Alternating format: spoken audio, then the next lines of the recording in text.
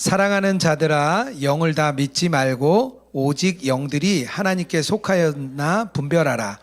많은 선지자가 세상에 나왔습니다. 이로써 너희가 하나님의 영을 알지니 곧 예수 그리스도께서 육체로 오신 것을 시인하는 영마다 하나님께 속한 것이요 예수를 시인하지 아니하는 영마다 하나님께 속한 것이 아니니 이것이 곧 적그리스도의 영이니라. 오리라 한 말을 너희가 들었거니와 지금 벌써 세상에 있느니라. 자녀들아, 너희는 하나님께 속하였고 또 그들을 이기었나니 이는 너희 안에 계신 이가 세상에 있는 자보다 크심이라. 그들은 세상에 속한 고로 세상에 속한 말을 하매 세상이 그들의 말을 듣느니라. 우리는 하나님께 속하였으니 하나님을 아는 자는 우리의 말을 듣고 하나님께 속하지 않은 자는 우리의 말을 듣지 아니하나니 진리의 영과 미혹의 영을 이로써 아느니라. 아멘. 네, 요한일서 말씀이 참 좋은데요. 한 번 읽어서는 사실 무슨 말인지 조금 이해가 어렵습니다. 그래서 몇 번 돌아가셔서 읽어보시면 조금 더 마음에 좀 와 닿으실 것 같습니다. 오늘도 제가 한번 잘 이렇게 나누어 보도록 하겠습니다. 제가 성도님들에게 많이 듣는 질문 중에 하나가요. 어떤 유튜브를 이렇게 보내주시면서 이 설교가 건강하냐 이걸 많이 물어보세요. 이제 많이 연락들 주시는데 제가 이제 교리 공부하고 이런 걸 좋아해서 이제 성경 통독하듯이 매년 조직신학책을 제가 한 권씩 이렇게 꼭 통독을 합니다. 한 15년 정도 이렇게 했는데요. 그렇게 읽다 보니까 이렇게 설교나 이제 뭐 어떤 그 영상들 이렇게 보면 이거 문제가 있는데 하고 좀 걸리는 게 있어요. 그래서 그걸 좀 말씀드립니다. 그런데 이렇게 대체적으로 보내주시는 분들의 그 영상을 보면 굉장히 아주 자극적인 영상들이 좀 많습니다. 아무래도 뭐 극단적이 되어야 사람들의 관심도 끌고 또 이렇게 귀도 글로 이렇게 가게 되잖아요. 그러니까 이제 그쪽으로 좀 많이들 가는 것 같습니다. 그런데 이분들의 문제는 뭐냐면 초월적인 신앙에 너무 이렇게 가다 보니까 일상을 살아내기가 어렵습니다. 그러니까 일상에 발디딘 영성이 아니라 너무 극단적이고 초월적인 이야기를 하는 설교들이 대부분 좀 많습니다. 우리가 초월적이고 신비적인 신앙이 우리에게 있습니다. 하지만 우리가 더 중요한 우리 일상의 삶이거든요. 우리가 살아가는 일상의 삶이기 때문에 우리가 그 현실적인 신앙의 삶을 어떻게 살 것인가, 그것을 신앙으로 살아내는 게 너무 중요해요. 극단적으로 계속 가면요, 결국에는 심각한 영적인 질병이 나타나게 됩니다. 오늘 본문의 핵심이 하나님의 영과 적 그리스도를 분별하는 내용입니다. 오늘 내용이 쭉 그런 내용이에요. 우리가 왜 영적인 분별을 해야 되냐? 그 이야기는 분명히 하나님이 우리에게 그렇게 하도록 말씀하셨기 때문입니다. 1절 말씀이에요. 사랑하는 자들아, 영을 다 믿지 말고 오직 영들이 하나님께 속하였나 분별하라. 1절에 보면 거짓 선지자가 나옵니다. 또 3절과 6절에 가면 적그리스도 미혹의 영이 나와요. 이런 이제 사단과 그 세력들이 나타나서 우리를 이렇게 끌어가려고 하기 때문에 영적인 분별을 하라고 합니다. 우리가 하나님과의 이게 인격적인 관계를 가져가는 신앙을 가지고 살려면 영적인 분별이 너무 중요합니다. 그렇다면 누가 분별을 해야 됩니까? 도대체 영적인 분별을 해야 되는 사람은 누굽니까? 원리적으로는 뭐 누구나 다 분별을 해야 되는 것 알죠. 그런데 우리의 일상적인 우리의 상황을 보면 누군가 이렇게 좀 영적으로 특별한 분에게 의존하는 경우가 좀 많이 있습니다. 특별한 은사를 가졌던지 아니면 영적으로 권위가 있든지 그런 분에게 우리의 분별을 맡겨버리는 거죠. 근데 그 분별을 맡겼을 때 어떤 일이 생기냐면 그분이 흔들리면 같이 흔들리는 거예요. 그분의 신앙과 내 신앙이 다른데 내가 영적으로 따르고 존경하던 사람이 흔들려 버리잖아요. 다 같이 흔들리게 됩니다. 그런데 조금 더 깊이 들어가서 그분이 왜 그런 영적인 사람을 따르려고 하는가 가만 보면 결과를 중요하기 때문이에요. 결과가. 그러니까 내가 이것을 분별함으로 인해서 나타나는 결과가 중요하다고 느끼기 때문에 나보다 권위가 있고 더 영적으로 힘 있는 분에게 의탁을 하는 거죠. 그런데 진짜로 우리가 중요한 것은 뭐냐면요, 이 과정입니다. 과정. 영적인 분별을 해나가는 과정이 너무나 중요합니다. 오늘 말씀에 의하면 분별은 모든 사람에게 주어졌다. 그리고 능력이 있다라고 말합니다. 고린도전서 2장 12절이에요. 우리가 세상의 영을 받지 아니하고 오직 하나님으로부터 온 영을 받았으니 이는 우리로 하여금 하나님께서 우리에게 은혜로 주신 것들을 알게 하려 하심이라. 그러니까 분별을 하는 사람은 어떤 사람이냐면 새로운 마음을 받은 사람이에요.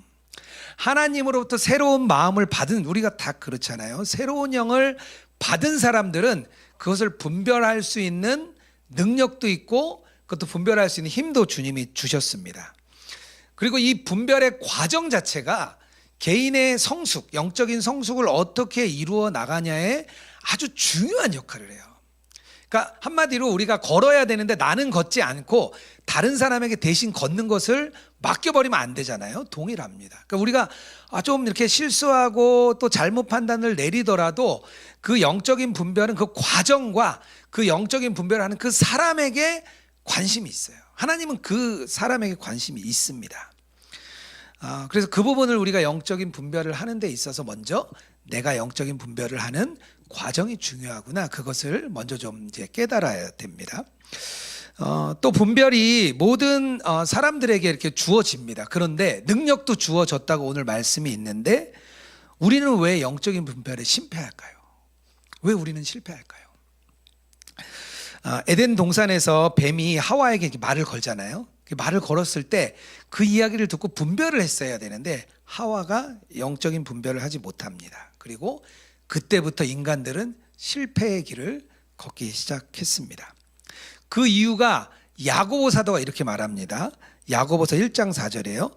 이유는 사람들이 자기 욕심에 끌려서 미혹됐기 때문이라고 말을 합니다. 그러니까 진리에 따라서 분별한 게 아니라 자기 욕심에 따라서 분별을 하니까 실패를 하게 된 거죠. 열왕기상 22장에 보면 어떤 장면이 나오냐면 북왕국하고 남왕국이 나눠져 있는데요. 북왕국은 아합 왕이었어요. 아합 왕과 이세벨, 아주 나쁜 이제 왕과 아내죠. 그 왕이 아합 왕이 있었고요. 남유다는 여호사밧이라는 왕이 있었습니다. 근데 이 여호사밧이 이제 북왕국에 이제 찾아왔어요. 찾아왔으니까 이제 이 아합이 길르앗 라모이라는 땅이 있는데 거기를 좀 점령하고 싶었던 거예요. 그러니까 이제 왔으니까 우리 같이 길르앗 라못은 원래 우리의 유대인의 땅이다. 그러니까 여기 우리 좀 점령하러 같이 갑시다. 그렇게 얘기를 했더니 여호사밧이 굉장히 좋아했어요. 그런데 우리가 그러지 말고 하나님의 선지자에게 좀 물어봅시다. 그랬더니 아합 왕이 400명의 선지자를 막 부릅니다. 요때는 어떤 상황이냐면 엘리야하고 이미 그 싸움이 끝난 뒤에요. 850명의 바알과 아세라 선지자는 다 죽고 난 후에요. 그래서 이 400명의 선지자는 여호와의 선지자들이었습니다. 하나님을 섬기는 선지자들이었어요. 그들에게 이제 물어봤습니다. 우리가 싸우러 가야 되냐 말아야 되냐 물어봤더니 400명이 어쩜 하나같이 짠 것처럼 올라가십시오. 여러분 왕이 승리할 겁니다. 이렇게 얘기를 해요. 그랬는데 이 남유다의 여호사밧 왕이 좀 찜찜했어요. 왠지 좀 그렇잖아요. 너무 한 목소리로 다 좋다고 하니까. 그래서 아합 왕에게 다시 물어요. 그 사람 말고 또 누구 없냐? 우리 여호와께 더 물어볼 사람이 없습니까? 그랬더니 아합 왕이 그제서야 얘기합니다. 이물라의 아들 미가야라는 선지자가 있는데 사실 그를 내가 좀 미워한다. 왜냐하면 나한테 한 번도 기란 예언을 한 적이 없어서 내가 잘 한 번도 그를 좋아하지 않는데 그 사람에게 한번 물어볼 수 있다. 그래서 이제 부릅니다. 미가야를 불러요. 아니라 다를까 미가야가 그 전쟁에서 질 뿐만 아니라 아합 왕이 죽을 거라고 말합니다. 열왕기상 22장 17절이에요. 그가 이르되 내가 보니 온 이스라엘이 목자 없는 양같이 산에서 흩어졌는데 여호와의 말씀이 이 무리에게 주인이 없으니 각각 평안히 자기 집으로 돌아갈 것이라 하셨나이다. 분명히 이 이물라의 아들 미가야 선지자가 하나님의 말씀을 그대로 전했는데 아합이 믿지 않습니다. 왜요? 욕심이 생겼거든요. 이 두 나라가 합쳐서 길르앗 라몬 들어가면 그냥 점령할 것 같았거든요. 그래서 결국에는 아하방이 그곳에 갔다가 죽습니다. 영적인 분별에 자기 욕심이 들어가게 되면 분별이 안 되는 거예요. 분별이. 그렇다면 저는 막 분별을 어떻게 해야 되나 그런 원리보다 어떻게 하면 우리가 지금 현재 분별을 잘하고 있는지, 나는 지금 분별의 길을 가고 있는지 그것을 한 2가지 정도 점검해 보고 싶습니다. 오늘 말씀에 의하면 첫 번째로 하나님이 세상보다 더 크게 느껴지면 분별을 잘하고 있는 겁니다. 4절이에요. 자녀들아 너희는 하나님께 속하였고 또 그들을 이기었나니 이는 너희 안에 계신 이가 세상에 있는 자보다 크심이라. 사도는 성도들이 이미 하나님께 속하여서 뭐라고 얘기하냐? 세상을 이기었나니라고 얘기합니다. 이 단어의 시제가 완료 시제거든요. 완료. 그러니까 이미 이겼고 그 승리가 지속되고 있음을 알려주는 겁니다. 우리가 이 세상과의 싸움에서 승리했다고 말씀하시는 이유는 우리가 세상과 싸우는 게 아니라 우리 안에 오신 예수 그리스도 그분이 싸워주셨기 때문에 우리가 이겼다고 말을 합니다. 요한복음 16장 33절이에요. 세상에서는 너희가 환난을 당하나 담대하라 내가 세상을 이기었노라. 그러니까 요한 사도가 이렇게 얘기하고 있어요. 근데 이 말씀은 예수님이 하신 말씀이에요. 요한 사도는 그대로 받아 적었어요. 뭐라고 적었죠? 내가 세상을 이겼다라고 적었어요. 근데 제가 보기에 요한 사도는 이때까지는 그냥 주님의 말씀을 적었던 것 같아요. 자기가 그냥 받아서 적은 거예요. 자기의 실제적인 경험이 있었는지는 모르겠어요. 그런데 나중에 요한이 요한계시록을 쓸 때 어디 있었냐 하면 반모섬이라는 곳에 갇혀 있었습니다. 그 반모섬에서 하나님의 환상을 보죠. 아주 그냥 어두컴컴한 환상을 봅니다. 그 많은 재앙들이 일어나는 환상을 보여요. 완전 구름 낀 세상을 본 거죠. 그런데 결국 무엇을 보냐? 이 요한계시록 마지막에 사도 요한이 본 것은 뭐냐? 마지막에 하나님이 승리하시고 마지막에 예수님이 이 땅에 재림하시는 거. 그때 요한복음에서 말했던 예수님이 내가 세상을 이겼다 한 말이 바로 이거구나. 저는 요한 사도가 그때 아주 명확하게 깨달았을 거라고 생각합니다. 분별이 되지 않는 사람에게는요, 이 승리를 볼 수가 없어요. 예수님이 우리 안에 오셔서 우리의 눈을 활짝 열어주신 사람들에게는 이 요한과 같은 승리를 볼 수가 있습니다. 눈이 달라지는 거예요. 요즘에 그 유튜브 영상 중에 대치맘 패러디라고 아마 다 보셨을 거예요. 한 개그우먼이 이렇게 엄청난 이제 화제를 일으켰죠. 근데 이제 문제는 이게 너무 현실을 너무 잘 반영했다 그래서 강남 쪽에 사는 엄마들이 굉장히 화가 났다 그래요. 그것도 이제 신문 기사에 막 나오더라고요. 근데 제가 그 영상을 보고 난 뒤에 뭐가 따라서 막 알고리즘이 왔냐 하면 우리 7살 아이들이 대치동 학원에서 시험을 보기 위해 들어오고 나가는 그 영상이 막 계속 올라오더라고요. 그 학원에 입학 테스트를 하는 거래요. 근데 그 영상에 보니까 입학 테스트를 잡는 것도 어렵대요. 우리 7살 조그만 아이들. 그 엄마들이 이렇게 그 얘기하는 소리가 막 들립니다. 아이들이 막 시험 끝나고 나오는데 엄마들이 뭐라 그러냐면 나 우울증 걸리겠어. 막 그래요, 엄마들이. 막 다 그래요. 뭐 말도 안 되는 일을 자기도 아는 거죠. 그런데 이런 영상이 나와도 아마 바뀌지 않을 거예요. 왜냐하면 우리 아이들이 다른 애들보다 뒤떨어지는 건 싫거든요. 그 주변의 분위기를 나도 따라가고 싶거든요. 그 안에 들어가서 세상이 보는 대로 세상이 너무 크게 보이면 우리 아이들 그런 데 보내야 될 것 같거든요. 세상이 어렵잖아요. 그러니까 우리 아이들을 잘 살게 해줘야 되잖아요. 그러니까 부모들이 막 욕심이 계속 생기는 거예요. 세상이 너무 크니까요. 그리스도인들은 다릅니까? 아마 똑같을 거예요. 왜 그렇죠? 세상이 너무 큰 거예요. 살아보니까. 우리 마음에 늘 주님보다 세상이 너무 크게 느껴지니까 그냥 세상에 속해서 똑같이 사람들하고 똑같이 판단하는 거예요. 똑같은 길 보내고 똑같은 길 아이들에게 보내줘야 내가 없어도 아이들 잘 살 것 같고. 우리 그리스도인들이 정말 크신 하나님, 승리하시는 하나님을 바라보는 눈이 열려야 됩니다. 하나님이 더 크시다는 게 경험이 되져야 그 다음부터 분별이 되는 겁니다. 그 이야기는 우리가 세상에 내가 얼마나 강한 사람인지 보여주라는 거 아닙니다. 하나님이 나의 옆에 와서 나 성공하는 거 도와주셔서 내가 열심히 성공해서 봐 이런 거 보여주라는 거 아닙니다. 그냥 우리는 여전히 부족하고 모자르고 늘 넘어지는데 은혜로 덮어주시는 걸 배우는 거예요. 다른 사람이 볼 때 야, 저 사람 저거 넘어질 것 같은데 근데 또 일어나는 거예요. 야, 저 사람 저거 이번에 못 일어나는 거 아니야? 그런 것 같은데 또 일어나는 거예요. 그리고 나중에 누가 봐도 아, 그래 주님이 저번은 진짜 내가 교회는 안 다녀도 저 사람은 정말 주님 믿는 사람인가 봐. 그런 고백이 주변에서 나오게 해주는 거죠. 민수기 13장에서 14장에 출애굽한 백성들이 드디어 가나안 땅에 도착합니다. 너무나 유명한 장면이죠. 가데스 바네아에 도착했습니다. 근데 모세가 12명의 점탐꾼을 딱 뽑았어요. 그리고 이제 보냈습니다. 40일 동안 그곳을 정탐하고 돌아왔습니다. 근데 12명은 똑같이 얘기한 게 있어요. 그곳은 정말 젖과 꿀이 흐르는 땅이에요. 그건 다 동의했어요. 그런데 10명은 그 땅의 사람들이 너무 크다는 거예요. 그 땅은 너무 강하다는 거예요.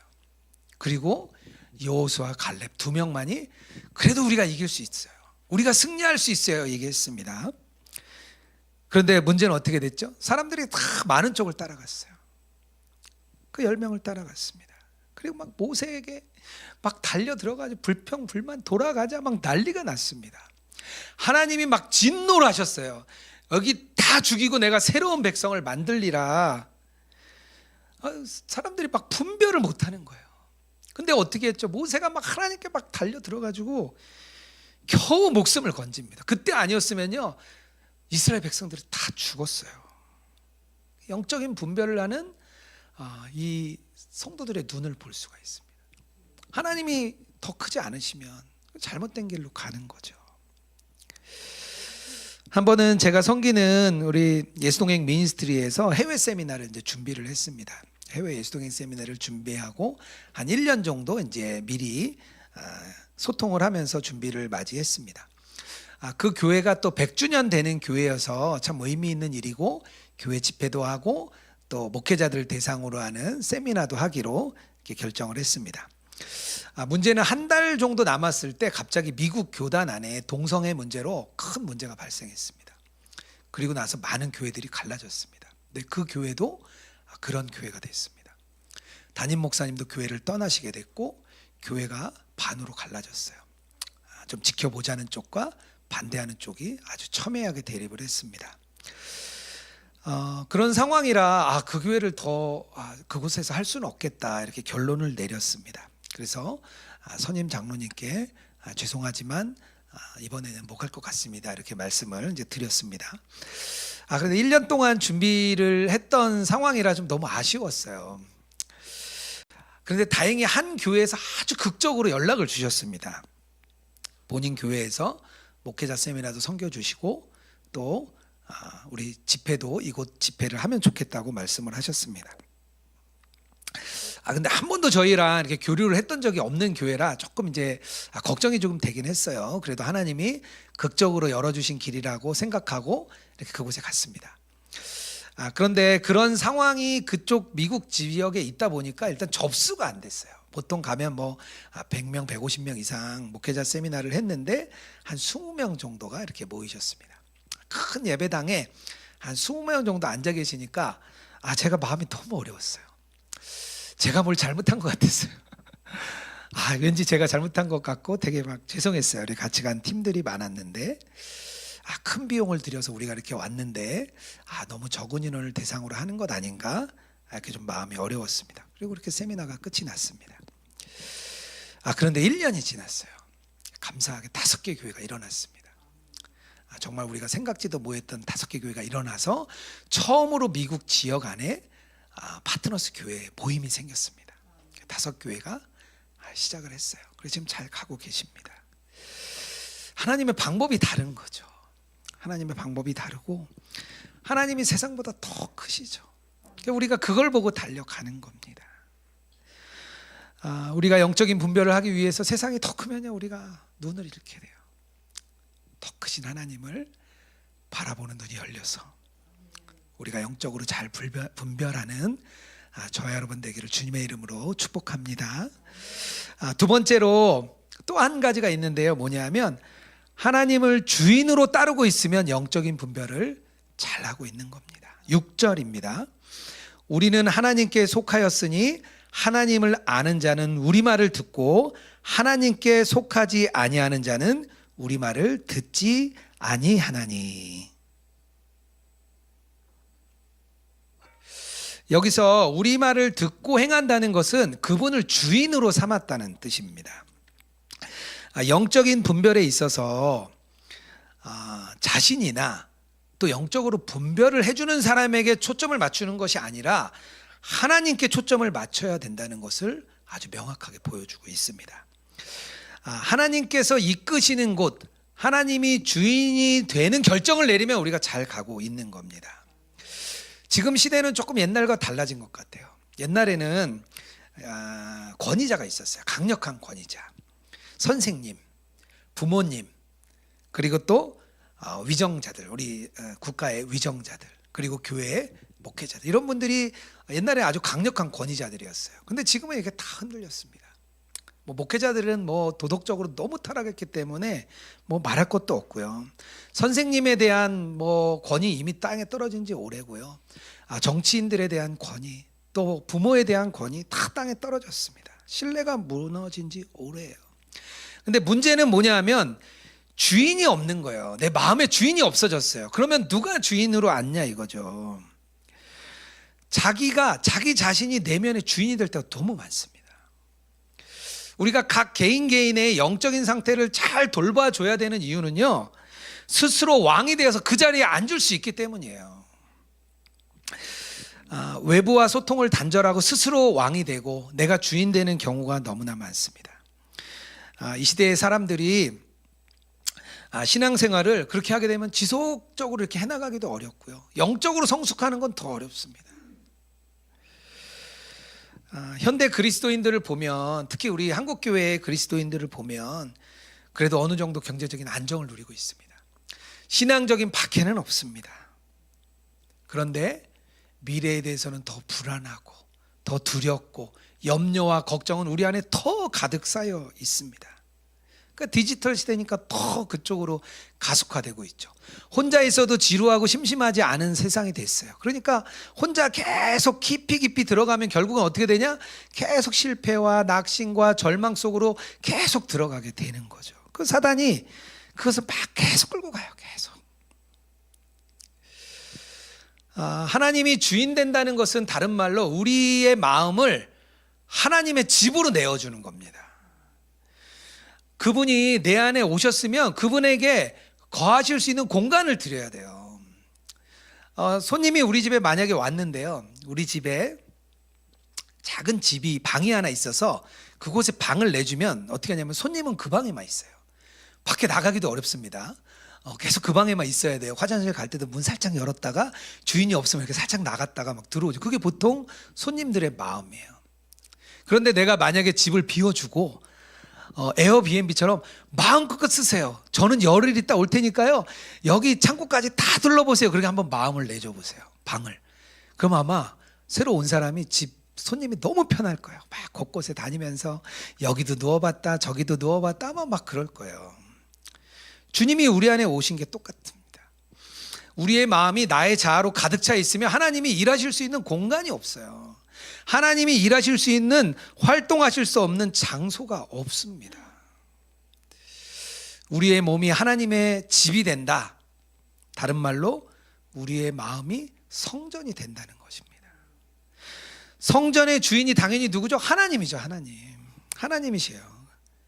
우리가 주목이 되거나 목회자가 주목이 되면 그거는 잘못된 길로 가는 거죠. 동일하게 우리의 몸이 성전이라면 하나님이 주인이신 겁니다. 그분의 움직임을 따라 우리도 순종하고 그분의 말씀을 귀 기울여 듣고 그분이 결단하는 대로 우리도 따라가고, 그게 주인인 거죠. 주님이 주인이신 겁니다. 이런 과정을 매일매일 일상에서 걸어가는 게 하나님을 주인으로 삼는 겁니다. 로렌스 형제가 성찬식을 참 좋아했다고 이렇게 나옵니다. 그의 책들을 보면 성찬식을 참 좋아했습니다. 왜냐하면 로렌스 형제는 성찬식을 삶 속에서 가장 거룩한 시간이라고 여겼습니다. 그 시간이 그래서 너무 좋은 거예요. 그런데 시간이 점점점 지날수록 이 로렌스 형제는 모든 시간이 거룩해지는 시간으로 바뀌었어요. 그러고 나니까 아침에 조용히 주님과 묵상하는 시간도 거룩한 시간이 되고, 식당에서 막 시끄럽게 일하는 시간도 거룩한 시간이 되고, 매 순간이 거룩한 시간이 되니까 그에게는 모든 시간이 다 주님과 함께하는 시간이 됐습니다. 그리고 자기 삶의 주인이 주님이 돼버렸어요. 모든 삶에서 성찬식뿐만 아니라 내 삶의 모든 일상의 주인이 주님이 되신 거죠. 제가 최근에 책을 한 권 읽었는데요. 프란시스 첸이라는 목사님의 교회의 부르심이라는 책입니다. 참 재밌게 읽었어요. 이 첸 목사님이 미국의 샌프란시스코에서 코너스톤이라는 교회를 개척하셨던 분입니다. 그래서 저자로 또 강연자로 미국에서 아주 유명하신 분 중에 한 분이세요. 20대 후반에 교회를 개척하고 16년 동안 이제 교회를 이제 심우하셨는데요. 처음에 10명으로 시작된 교회가 200명으로 늘고 400명으로 늘고 1000명으로 늘고 나중에는 3000명이 앉는 이제 예배당을 잘 마련을 했습니다. 그래서 이분이 너무 행복했대요. 그런데 어느 순간부터 처음에 좋았던 마음이 염려가 계속 쌓이더래요. 왜냐하면 교인들이 계속 오니까 어떻게 하면 교인들이 이탈하지 않을까, 그것에 교회에 모든 초점이 맞춰지고 있었습니다. 그리고 교회에서 많은 결정을 하는데 본인이 주인 되는 결정을 너무 많이 하게 됐습니다. 아무래도 영향력이 많아진 거죠. 강사와 작가로 본인의 인기가 커질수록 자기 마음의 평안은 잃어가고 겸손이 없어지는 것을 본인이 깨달았습니다. 그런데 어느 날 하나님이 교회를 떠나라는 마음을 주셨습니다. 그래서 아니 지금 내가 떠나면 이 큰 교회가 어떡하라고 하나님 저를 떠나라고 하십니까? 그래서 처음에는 잘 귀담아 듣지 않았대요. 근데 주님이 계속 그 마음을 주신 거예요. 그리고 아내에게도 그 마음을 주시고, 그리고 장로님 한 분에게 전화를 드렸대요. 장로님 제가 이만저만해서 교회를 사임하려고 합니다. 그랬더니 말릴 줄 알았는데 그 장로님이 자기도 그런 마음을 받았다는 거예요. 그래서 이분이 16년 만에 교회를 사임했습니다. 그리고 인도로, 중국으로 전 세계를 이렇게 돌아다녀요. 5년 정도 교회를 다닙니다. 그리고 하나님이 주신 마음이 있어서 다시 돌아와서 위아 처치라는 그런 교회를 개척합니다. 이 교회는 참 특별한 교회인데요. 20명을 넘기지 않겠다는 마음을 받으셨어요. 20명이 넘으면 또 개척하고 20명이 넘으면 또 개척하고. 그래서 본인이 가정교회인데 이 이름을 뭐라고 표현했냐면 처치 B&B라고 이렇게 표현을 했더라고요. 곳곳이 이제 예배당이 되는. 그러면서 에어비앤비와 힐튼 호텔과의 싸움, 그 싸움에서 어떻게 에어비앤비가 엄청난 효과를 내는지 그것을 이렇게 예로 들어주셨어요. 가정이 교회가 되면 교회가 너무 많아진다는 거예요. 그 이야기를 하셨습니다. 그리고 교회의 주인이 나나 성도들이 아니라 정말 주님이 주인 되는 교회, 그 교회를 만들어가고 싶다는 내용을 그곳에 썼습니다. 그 책을 읽고 제가 참 마음에 도전이 많이 되었습니다. 그런데 저도 사실은 하나님이 주신 마음이 있었습니다. 아무래도 오프라인 교회가 아니니까 한 1년 정도 이렇게 교회를 해보니까 재정이 들어갈 때가 많지가 않았어요. 장소도 우리 미니스트리에서 이 장소 내주셔서 쓰고 뭐 카메라 장비 다 우리 예수동행 미니스트리 거 쓰다 보니까 재정이 들어가는 게 거의 없었습니다. 그래서 재정이 조금씩 계속 그렇게 쌓였습니다. 그래서 하나님이 재정 들어갈 때 없으니까 단체와 선교사 또 교회 도우라는 그런 마음을 이렇게 주셨습니다.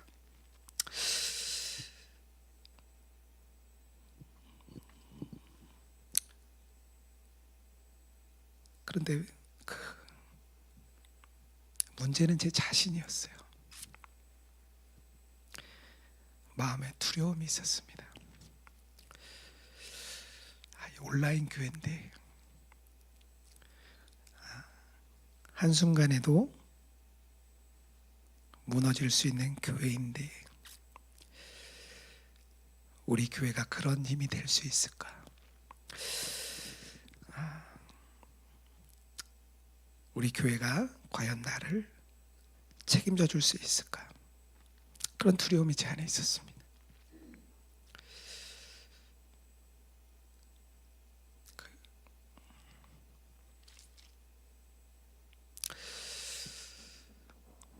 그런 두려움이 있으니까 결정이 쉽지 않더라고요. 흘려보낸다는 게 참 어렵더라고요. 그래서 이 책이 저에게는 되게 특별한 마음으로 다가왔습니다. 사실 이 책을 산 지는 한 6, 7개월 정도 전에 이 책을 샀습니다. 앞에 페이지를 조금 읽고 별로 볼 게 없다고 덮었던 그런 책이었어요. 근데 최근에 교회에 대한 생각이 많다 보니까 다시 이 책을 집어들고 다시 읽으면서 하나님이 저에게 주신 마음이었습니다.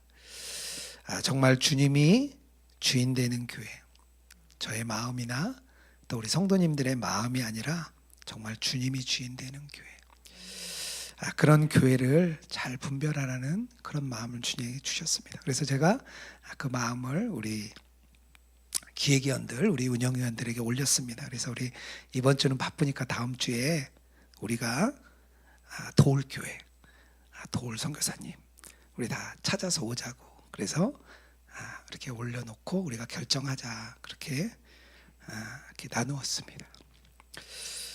그분이 주인 되셔야 우리가 성전이 됩니다.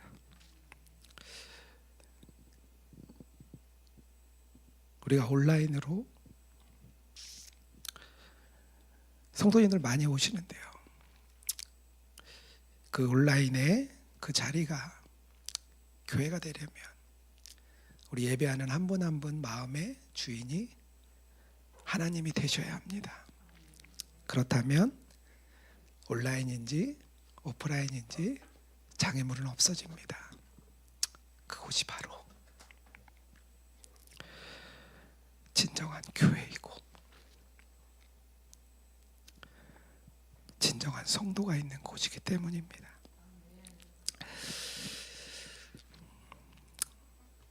우리가 살아가는 세상이 참 복잡하고 참 큰 것 같습니다.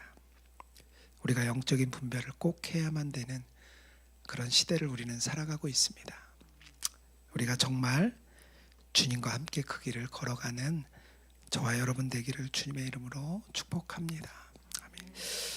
이 시간 같이 좀 찬양하면 좋겠는데요, 예수 나의 중심이라는 찬양입니다. 조금 생소하실 텐데요, 굉장히 쉬운 찬양입니다. 같이 좀 따라서 해보시면 좋을 것 같습니다.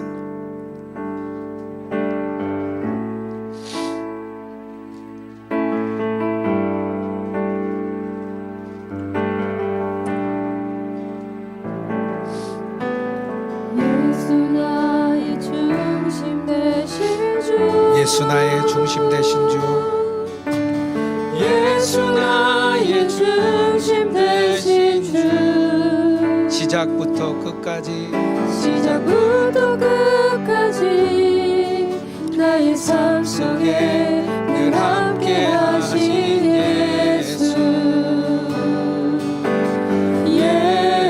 예수 나의 중심 되신 주, 예수 나의 중심 되신 주, 예수 나의 중심 되신 주, 시작부터 끝까지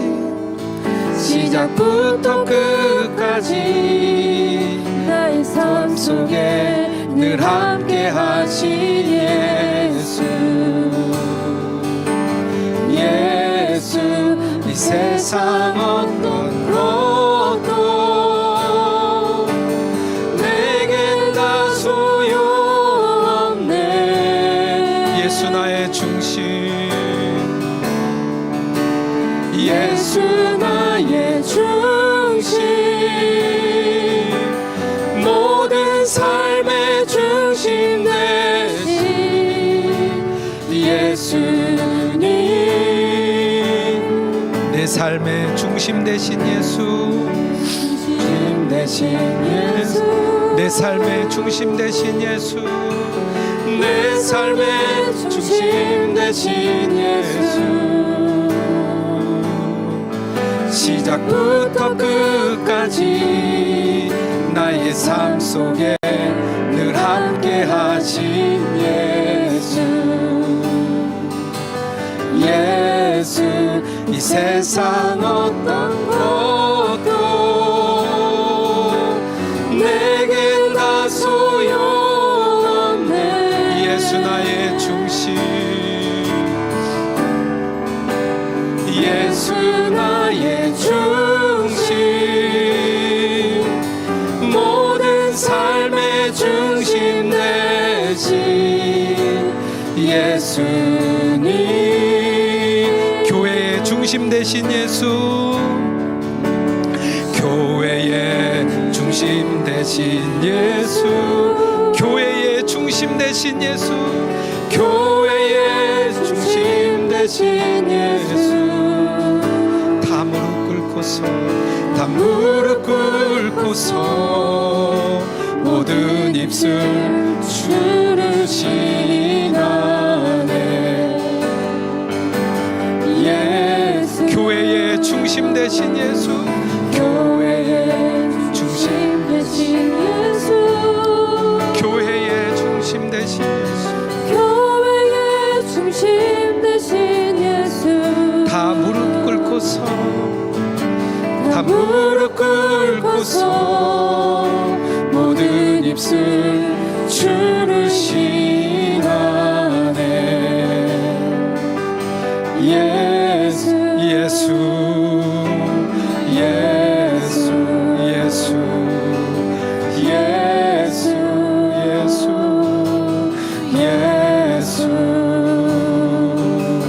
예수, 예수, 예수, 예수. 이 시간 우리 주님을 바라보기 원합니다. 예수님 우리의 중심이십니다. 예수님 내 삶의 중심이십니다. 예수님은 교회의 중심이십니다. 하나님이 세상보다 더 커 보여야 우리는 주님의 길을 결정할 수 있습니다. 그 눈이 열리길 축복합니다. 하나님이 나의 주인이 되어야 우리가 바른 길로 갈 수 있습니다. 내 삶의 주인 된 것 있다면 이 시간 주님 앞에 올려드리기 원합니다. 주님, 내가 주님을 주인으로 삼겠습니다. 우리 이 시간 깊은 기도로 나아갑니다. 기도합니다. 주님, 아버지, 주님, 주님, 주님, 아버지, 주님이 우리의 주인이십니다. 주님이 우리의 주인이십니다. 주님, 주님은 세상보다 더 크십니다. 주님은 세상보다 더 크십니다. 주님은 세상에 주님은 그 주님을 주님의 주인 되기 원합니다. 주님의 주인 모든 입술 주를 신하네.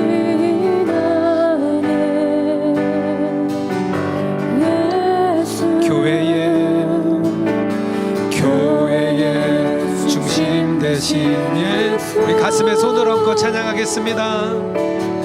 교회의 중심 되신 예수, 다 무릎 꿇고서, 다 무릎 꿇고서 모든 입술 주를 신하네. 예수 나의 중심 되신 주, 예수 나의 중심 되신 주, 예수 나의 중심 되신 주, 예수 나의 중심 되신 주. 시작부터 끝까지, 시작부터 끝까지 나의 삶 속에 늘 함께 하신 예수. 중심 되신 예수, 교회의 중심 되신 예수, 교회의 중심 되신 예수, 교회의 중심 되신 예수. 다 무릎 꿇고서, 다 무릎 꿇고서 모든 입술 주를 시인하는 예수, 예수, 예수, 예수, 예수, 예수, 예수,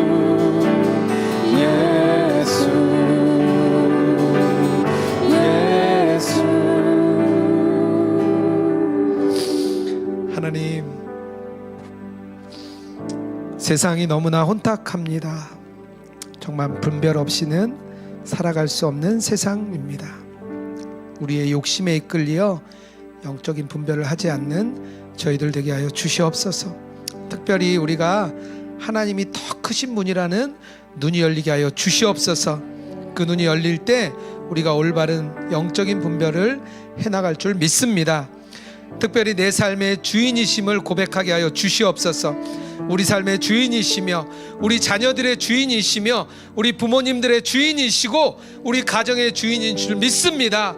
또한 주님이 교회의 주인이신 줄 믿습니다. 우리가 그 고백을 드리는 저희들 되게 하여 주시옵소서. 하나님, 우리가 빈손으로 오지 아니하고 예물 들고 왔습니다. 이 예물이 정말 하나님 나라 위하여 사용되게 하여 주시옵소서. 개인의 교회와 개인이 유익받는 그런 예물이 아니라 세상에 있는 모든 하나님의 나라의 교회들과 단체들과 선교사님들이 유익을 누리는 그런 예물 되게 하여 주시옵소서. 우리 예물 드린 손길들 주님 앞에 올려드립니다. 주여 축복하여 주시옵소서. 이제는 우리 주 예수 그리스도의 은혜와 하나님 아버지의 사랑과 성령의 교통하시고 동행하심이 올바른 영적 분별을 위해 크신 하나님을 바라보며 그 주님을 마음의 주인으로 모시기 원하는 우리 로그인처치 모든 성도들과 온라인상의 주의 백성 위에 이제로부터 영원토록 함께 하시기를 축원하옵나이다. 아멘.